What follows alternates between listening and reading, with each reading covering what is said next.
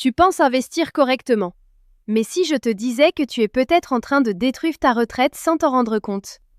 La vérité, c'est que ce ne sont pas les grosses erreurs qui ruinent les gens, mais les petites, invisibles, répétées pendant des années. Et la pire, 99% des gens la font déjà. Dans cette vidéo, je vais te montrer 7 erreurs d'investissement invisibles qui sabotent ta liberté financière. Et surtout, comment les éviter avant qu'il soit trop tard. Reste jusqu'à l'erreur numéro 6, c'est celle qui coûte le plus d'argent, mais personne n'en parle.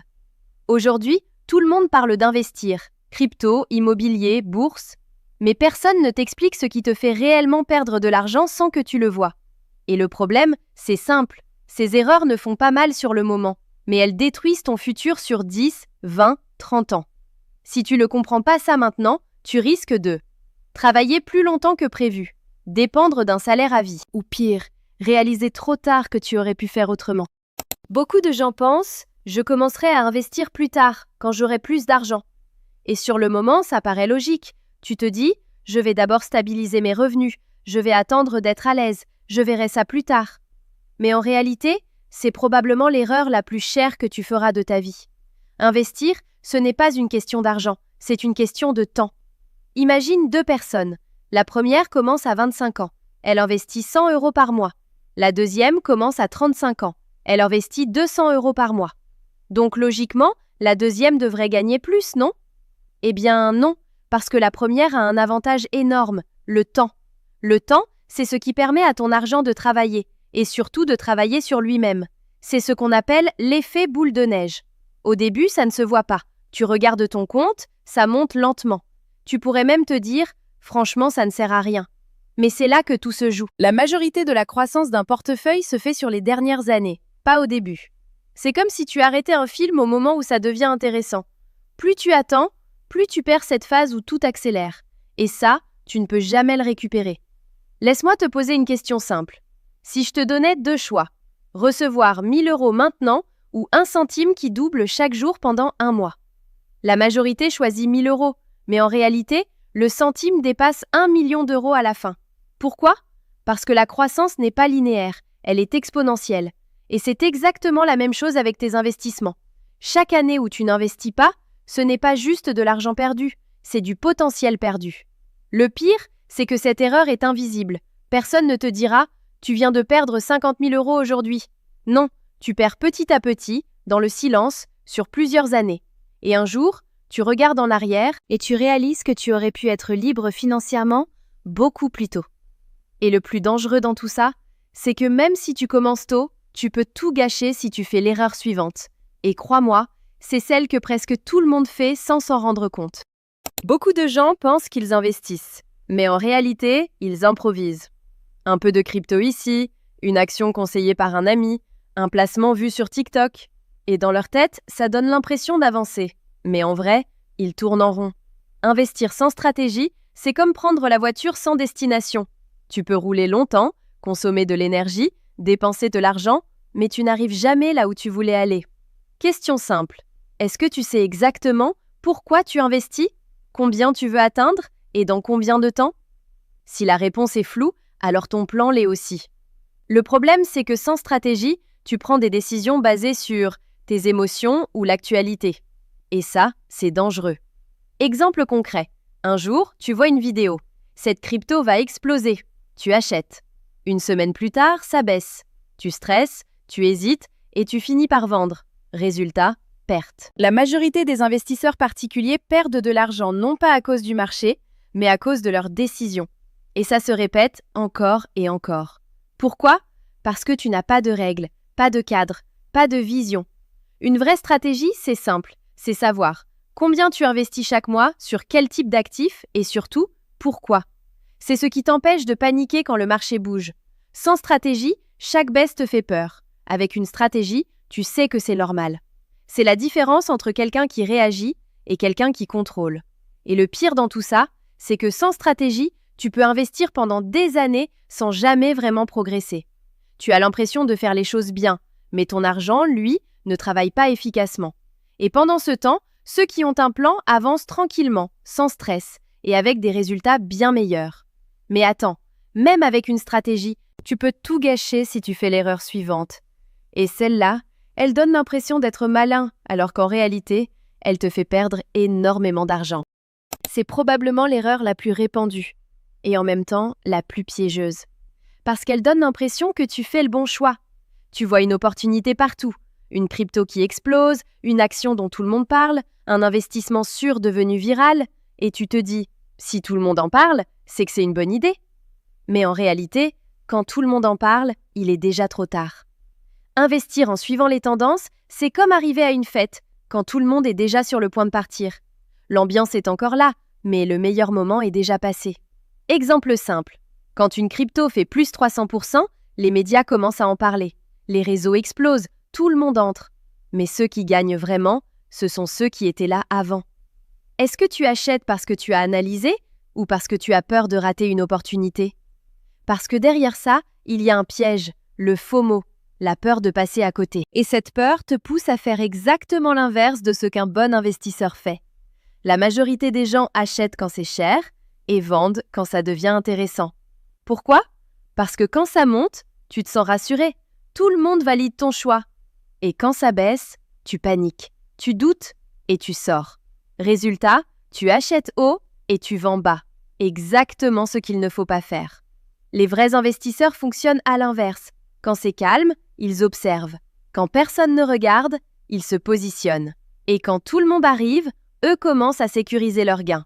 Mais attention, anticiper ne veut pas dire deviner le futur. Ça veut dire comprendre les cycles. Comprendre que ce qui monte finit par ralentir, ce qui chute finit par rebondir. C'est une question de timing, mais surtout de discipline. Le problème, c'est que suivre les tendances, c'est confortable. Tu te sens accompagné, tu te sens validé. Mais investir intelligemment, c'est souvent inconfortable. Parce que tu es seul et tu dois réfléchir par toi-même. Et c'est exactement pour ça que la majorité des gens perdent. Mais le plus dangereux, c'est que même si tu évites cette erreur, il y en a une autre qui agit en silence. Et celle-là, elle peut te coûter des dizaines de milliers d'euros sans que tu t'en rendes compte. C'est l'erreur la plus discrète, mais aussi l'une des plus destructrices. Parce que tu ne la vois pas. Quand tu investis, tu regardes quoi? Combien tu gagnes? Combien ça monte? Combien tu peux retirer? Mais presque personne ne regarde combien il perd en frais. Et pourtant, c'est là que tout se joue. Les frais, ce n'est pas un gros choc, ce n'est pas une perte brutale, c'est pire que ça. C'est lent, constant et invisible. C'est comme une fuite d'eau dans un mur. Au début, tu ne vois rien, mais avec le temps, ça détruit toute la structure. Exemple simple, tu investis avec 1% de frais par an. 1%, ça paraît ridicule. Tu te dis, ce n'est rien. Sur 30 ans, 1% de frais peut te faire perdre jusqu'à 25 à 30% de ton capital final. Oui, pas 1%, pas 5%, mais parfois presque un tiers de ce que tu aurais pu avoir. Pourquoi? Parce que ces frais ne prennent pas juste ton argent, ils prennent aussi ce que cet argent aurait pu te rapporter. C'est comme si quelqu'un prenait une petite pièce dans ta poche, chaque jour, et en plus t'empêchait de l'investir. Résultat, tu continues d'investir, tu fais des efforts, mais ton capital grandit beaucoup moins vite que prévu. Et le pire, c'est que beaucoup de gens pensent faire les bons choix. Ils choisissent une banque, une plateforme, un produit, sans jamais comparer les frais. Est-ce que tu sais exactement combien tu payes en frais chaque année? Pas une estimation, un chiffre réel. Parce que si tu ne le sais pas, il y a de fortes chances que tu payes trop. Les frais peuvent être partout. Frais de gestion, frais de transaction, frais cachés dans certains produits. Et chacun semble petit, mais cumulés, ils deviennent énormes. C'est ça le piège. Ce n'est pas une grosse erreur visible, c'est une série de petites pertes qui s'accumulent pendant des années. Et un jour, tu compares avec quelqu'un qui a investi comme toi, mais avec moins de frais. Et l'écart est énorme. Et le plus dangereux dans tout ça, c'est que même si tu optimises tes frais, tu peux encore perdre de l'argent, à cause d'une erreur qui ne vient pas du marché, mais de toi-même. Et celle-là, elle détruit plus de portefeuilles que n'importe quelle crise. C'est probablement l'erreur la plus dangereuse, parce qu'elle ne vient pas du marché, elle vient de toi. Tu peux avoir une bonne stratégie, de bons investissements, et malgré tout perdre de l'argent. Pourquoi? À cause de tes émotions. La peur, l'excitation, le stress, ce sont eux qui prennent les décisions à ta place. Au début, tout va bien. Ton investissement monte, tu regardes ton portefeuille et tu te sens confiant. Tu te dis « j'ai compris le truc ». Puis un jour, ça baisse. Un peu au début, puis encore. Et là, ton cerveau change. Tu commences à douter. Tu vérifies ton téléphone toutes les heures. Tu regardes les news. Tu lis des commentaires négatifs. Et sans t'en rendre compte, la peur s'installe. Est-ce que tu prends tes décisions avec un plan ou avec ton ressenti du moment? Parce que dans ces moments-là, tu ne réfléchis plus, tu réagis. La majorité des investisseurs vendent pendant les baisses et ratent les meilleures remontées. Et c'est là que tout bascule. Tu paniques, tu vends. Tu te dis « je limite les dégâts ». Mais juste après, le marché remonte. Et toi, tu es sorti. Résultat, tu as transformé une baisse temporaire en perte réelle. Et à l'inverse, quand tout monte, tu ressens quoi? De l'euphorie. Tu vois les gains, tu entends des success stories et tu veux en profiter. Donc tu achètes, mais souvent trop tard, quand tout est déjà haut. C'est un cycle.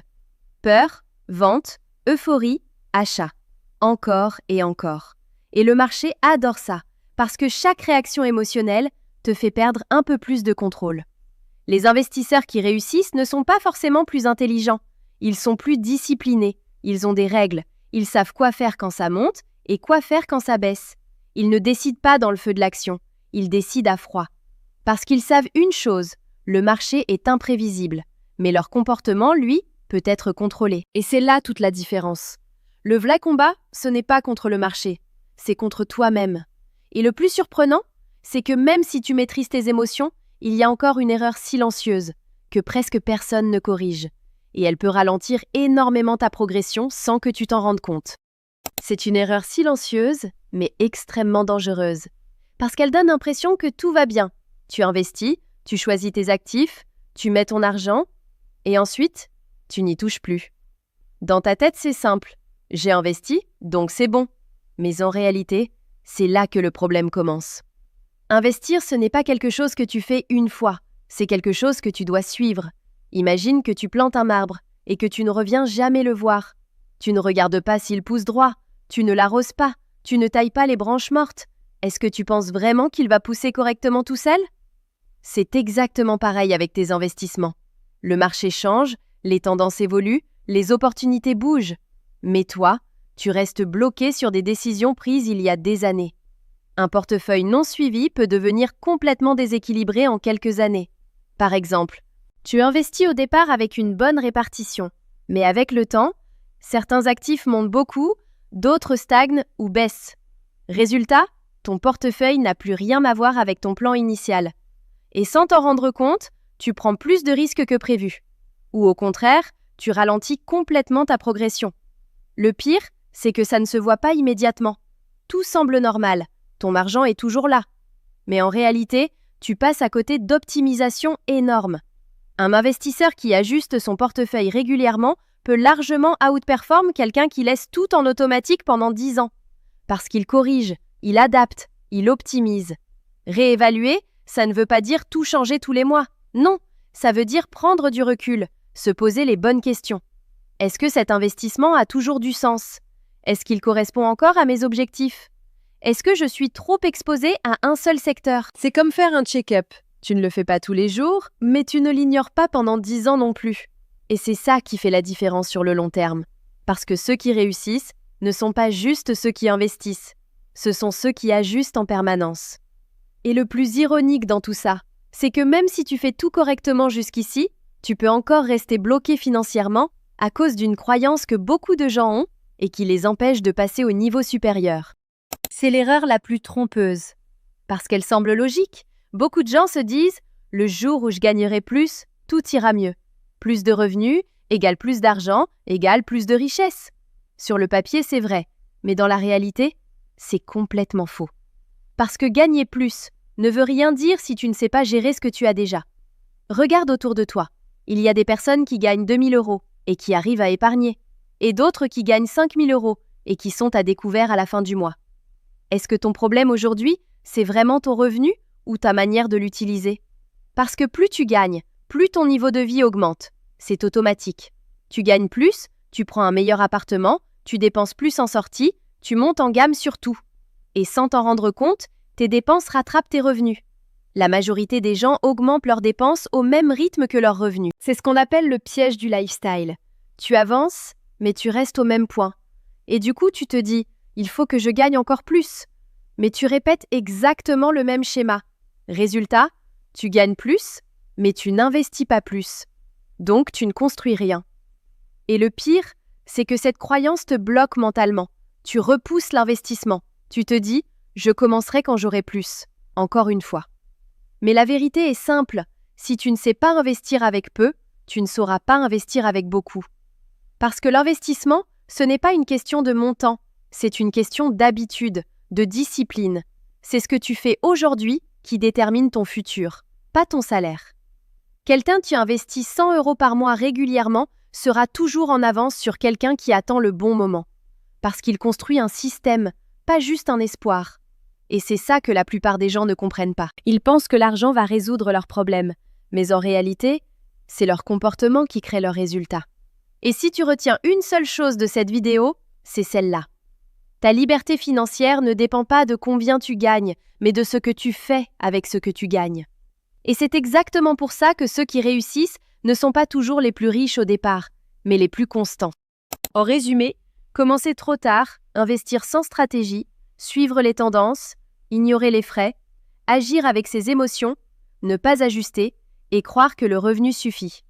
Tout ça peut détruire ta retraite, sans que tu le remarques.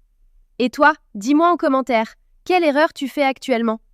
Si tu veux aller plus loin, la vidéo juste ici t'explique comment arrêter de perdre de l'argent chaque mois et enfin construire ton capital.